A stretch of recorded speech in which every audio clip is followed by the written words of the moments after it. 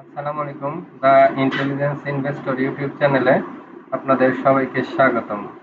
আজকে হাইলাইটস স্টকসগুলো দেখাবো। চলুন দেখে আসি। আমাদের যেটা কালকে একটা ডিসিশন নিয়ে সামারি করব। সামারি হলো ওই দিনের সকল স্টকস নিয়ে আজকে একটা সামারি করব। সামারি হচ্ছে যে কয়টা স্টক ভালো হবে সেগুলো সামারি করে। ১ নম্বর বিবিএস, ২ নম্বর পিডি থাই, ৩ নম্বরে হচ্ছে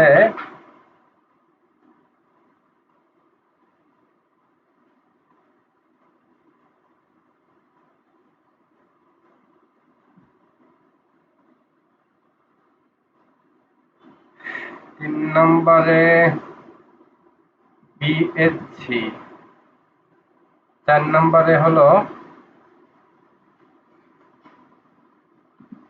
বেক্স ফার্মা। এই স্টকগুলো থেকে আপনাদের যেগুলো ভালো লাগবে সেইগুলো নেবেন। আমি যেগুলো স্টক ভালো হতে পারে সেইগুলা স্কয়ার ফার্মা,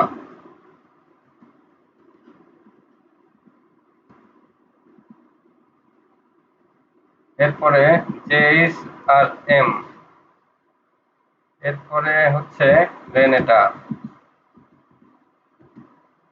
রেনেটার পরে আইএফআইসি, এমএফ, ফার্স্ট জনতা,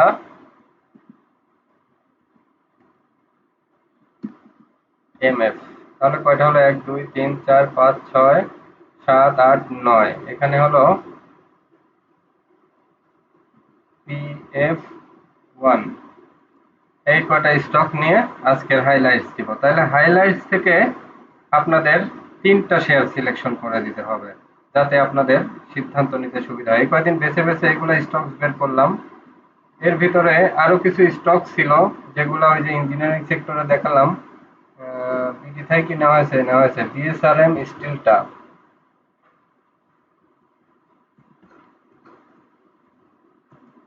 এই স্টকটাকে নিলাম। এই কয়টা স্টক নিচ্ছি। এর ভিতরে চলুন দেখে আসি। প্রথমেই বিবিএস দেখে আসি। বিবিএস এর এই যে ট্রেন্ডটা দেখেন, একদম পজিটিভ ও মোটামুটি এখন কি হচ্ছে, এতদিন সুইং এর উপরে ছিল, এখন আস্তে আস্তে সুইংটা দ্রুত হচ্ছে। তার মানে কি আপ ট্রেন্ডে আছে ও এখানে এন্ট্রি নিলে আরো আপ ট্রেন্ড পাবেন। এখন ব্রেকআউট কোথায় হয়েছে? ব্রেকআউট হয়েছে ৯ টাকা ৮০ পয়সায়, তার মানে প্রায় ১০ টাকা। আপনি তাহলে এখানে ডাবল ধরে নেন, ৯ টাকা থেকে ২০ টাকা ধরে নেবেন, তাহলে এখান থেকেও ৪ টাকা প্রফিট হবে। তার মানে কি ১৬ টাকার শেয়ার যদি ১৫ টাকা শেয়ার ৪ টাকা প্রফিট হওয়া মানে আপনি এখান থেকেও অলমোস্ট 25% প্রফিটের সম্ভাবনা আছে। এই সম্ভাবনা রেখে অল্প অল্প করে এন্ট্রি দেওয়া শুরু করতে পারেন বিবিএস কেবলসে, বিবিএস এ। এরপরে চলুন দেখে আসি বিডি থাইটা দেখে আসি।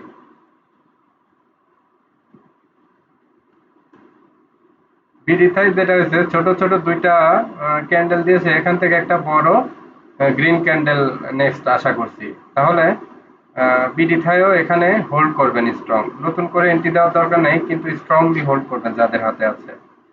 ঠিক আছে, তাহলে বিএসসিটা দেখে আসি চলুন। বিএসসিটা এই যে এখান থেকে ১২০ টাকার স্টেজে যাবে। তো এখানে বিএসসি ইজিলি ১১১ ১২ টাকার মধ্যে যদি কেনা যায় কিনে ফেলবেন বিএসসি। এরপরে বেক্স ফার্মা দেখে আসি চলুন।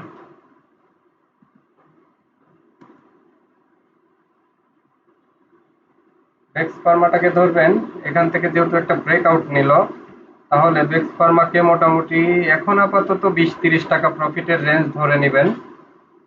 সব দিক থেকে ভলিউম সহ সব কিছুতে মোটামুটি এই যে ভলিউমটা অনেক ভালো। তো বেক্স ফার্মা একটা, যে কটা স্টক দেখাচ্ছে এগুলো সবগুলোই প্রফিট দিবে। তাহলে এর ভিতরে আপনার যেটা ভালো লাগে ১০টার ভিতরে সেটাই নিবেন। স্কয়ার ফার্মা দেখেন, স্কয়ার ফার্মাও ভালো অবস্থানে, এই যে একটা ব্রেকআউট এখানে নিচ্ছে ২১৮, ২১৮ ব্রেকআউট নিয়ে ফেলছে অলরেডি, তাহলে এখান থেকে ২৩৫ যাবে। স্কয়ার ফার্মা কিনতে পারেন, অল্প প্রফিট করেন। এখন সেফ জোনে থাকা ভালো না? এই যে ইন্ডেক্স যেহেতু একদম ইয়ে লেভেলে, রেজিস্ট্যান্স লেভেলে, কারেকশনের একটা ভয় আছে। কারেকশন যদিও আমার মনে হয় হবে না, কিন্তু সবার তো ভিতরে একটা ভয় আছে যে কারেকশন হতে পারে।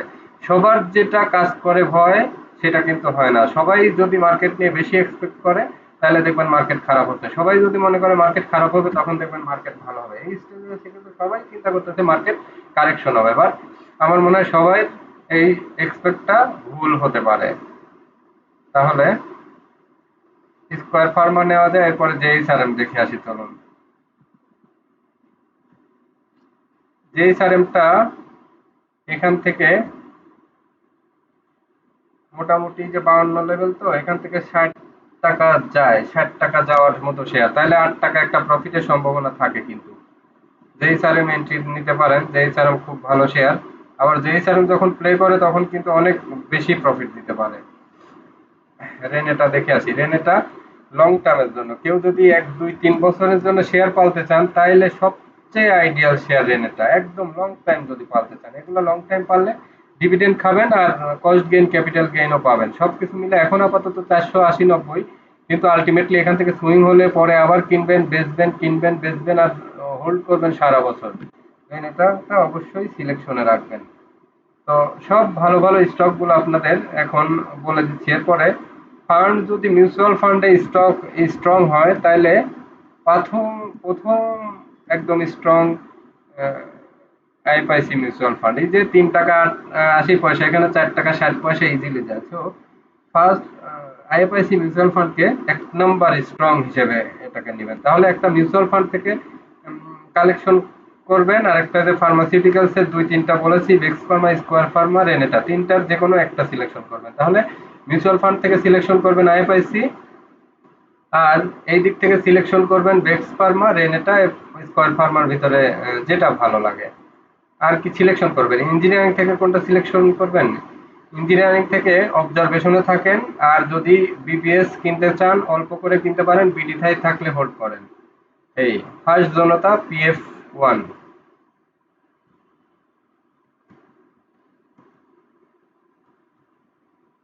ফার্স্ট জনতা হচ্ছে আইএফআইসিটা বেশি ভালোভাবে, গ্রাফের প্যাটার্ন ভালো। এরপরে চলুন পরের স্টকটি দেখে আসি। ফার্স্ট জনতার পরে পিএফটা দেখাবো। এই যে পিএফটা, এখান থেকে যেহেতু প্লেয়ার আগেই এখানে ঢুকে পড়েছে, যেসব শেয়ারে দেখবেন প্লেয়ার আগেই ঢুকে পড়ে, এগুলাই সাধারণত ফার্স্ট টানে আগে ডাবল করে। তো এখান থেকে যেহেতু এই যে 5 টাকা 50 পয়সায় শুরু করছে, তো এখানে ছোট্ট একটা এই যে এই টাইপের কারেকশন হয়তো দিতে পারে, অথবা যেহেতু মিউচুয়াল ফান্ড আপ ট্রেন্ডে যাচ্ছে, ও এখান থেকে আবার আপ ট্রেন্ড দিয়ে 11 টাকা যাওয়ার একটা সম্ভাবনা আছে। ঠিক আছে। তো মিউচুয়াল ফান্ড নতুন এন্ট্রি দিলে আইএফআইসি দিবেন, আর পিএফ থাকলে হোল্ড করবেন। এরপরে আরেকটা স্টক আছে, বিএসআরএম স্টিল।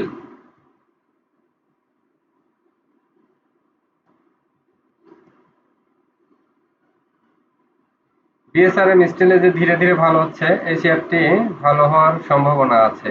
অনেক দিন পরে একটা ভালো ট্রেন্ড নিচ্ছে। ও এখানে ছিল লাস্ট 60 টাকা, 60 টাকা থেকে গেছে 76 টাকা, এখান থেকে আবার 70-এ আসছিল, এখন আবার এখান থেকে ব্রেকআউট নিয়ে মোটামুটি আবার বাড়তি ট্রেন্ডে আছে। তাহলে চলুন যাই সামারিতে। আজকে ভিডিও শর্ট করলাম কারণ কালকে মার্কেট আপ থাকবে, মার্কেট শুরু হবে। মার্কেট আপ থাকবে না, মার্কেট শুরু হবে আর কি। এখান থেকে আপনারা বেছে বেছে 3টা স্টকস নেবেন। তাহলে প্রথমেই চলুন, আমার আমার পছন্দ অনুযায়ী যদি আপনারা নেন, তাহলে মিউচুয়াল ফান্ডের 3টার যে কোনো একটা নিতে পারেন। আমি নিলে আইএফআইসি ফার্স্ট মিউচুয়াল ফান্ডটাই নিব। ফার্মাসিউটিক্যালস এর ভিতরে যদি বলেন, তাহলে ফার্স্ট প্রায়োরিটি দিব রেনেটা, সেকেন্ড প্রায়োরিটি দিব রেনেটা, এক্স ফার্মা, যে কোনো একটা নিয়েন। তাহলে দুইটার যে কোনো একটা নেবেন, দুইটাই নেবেন না। আর থার্ড প্রায়োরিটি দেব হচ্ছে,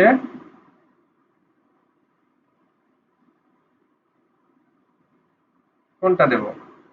এখান থেকে বিডি থাই দিয়ে দিলাম, ইঞ্জিনিয়ারিং সেক্টরের।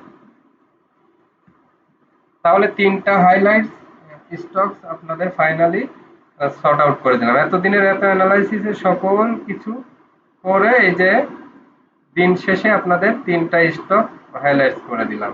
এই যে এই 3টা,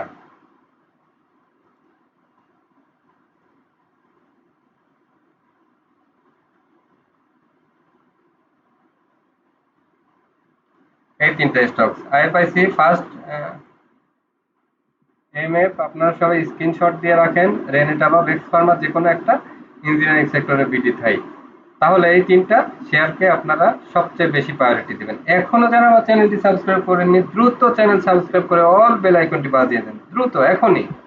আমি অপেক্ষা করতেছি আপনাদের জন্য 10 সেকেন্ড, আপনারা এখনই কি করবেন, সাবস্ক্রাইব করবেন, অল বেল আইকনটি বাজিয়ে দিবেন। যারা যারা ভিডিও দেখেন সবাই সাবস্ক্রাইব করবেন এবং অবশ্যই অল বেল আইকনটি বাজিয়ে দিবেন। লাইক তো অবশ্যই একটা দিয়ে যাবেন। ভিডিও দেখবেন, ভালো লাগলে লাইক দিবেন না, এটা কি হলো? ঠিক আছে, সামারি করে দিলাম। আপনারা আমার ভিডিওটা সবাই দেখবেন, সব সময় দেখবেন। পুরো ভিডিও দেখলে এই যে পুরো 300 স্টক থেকে 3টা স্টক সিলেকশন করে দিচ্ছি এবং এগুলো ভালো হবে ইনশাল্লাহ। তো আপনাদের জন্য কাজ অনেক সহজ হয়ে যাচ্ছে না, এত মার্কেট নিয়ে রিসার্চের দরকার নেই, তো কাজটাকে অনেক ছোট করে দিলাম। আবার আমার কথাই সব ভাববেন, আপনারা তো বিচার বিবেচনা যাদের আছে তারা এই শেয়ারগুলা মিলায় দেখবেন যে আমি কতটুকু কি লজিক্যালি বললাম। যেটা আপনার লজিক্যালি মিট করবে সেটা নেবেন, যেটা আপনার লজিকে মিট করবে না সেটা আমার কথা শুনে কেন নেবেন, আমাকে কেন গুরু মানবেন?